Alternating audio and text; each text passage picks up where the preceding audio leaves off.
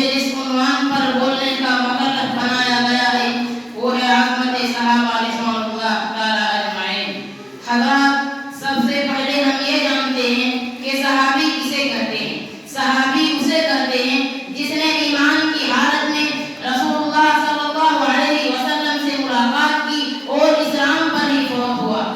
حضرات، ہر وہ شخص صحابی کہلائے گا جو رسول اللہ صلی اللہ علیہ وسلم سے اس حال میں ملا کہ وہ آپ کی رسالت کو مانتا تھا، پھر اسلام پر ہی قائم رہا یہاں تک کہ اس کی موت آ گئی۔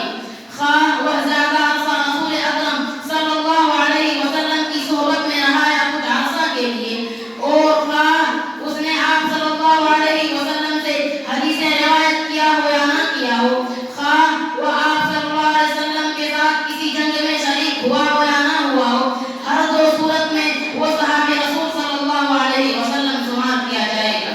محترم سامعین، پوری دنیا میں رسول اللہ صلی اللہ علیہ وسلم کے بعد سب سے مکرم، مقدس اور باعظمت شخصیت صحابہ کرام کی ہے۔ صحابہ کرام محفوظ قدسیاں ہیں جن کو اللہ تعالیٰ نے اپنے آخری رسول اللہ صلی اللہ علیہ وسلم کی صحبت کے لیے چنا۔ اس بابرکت جماعت کی عظمت و فضیلت کے لیے یہ بات ہی کافی ہے کہ اللہ تعالیٰ ان سب سے راضی ہو چکا ہے اور وہ اپنے رب سے راضی ہو چکے ہیں۔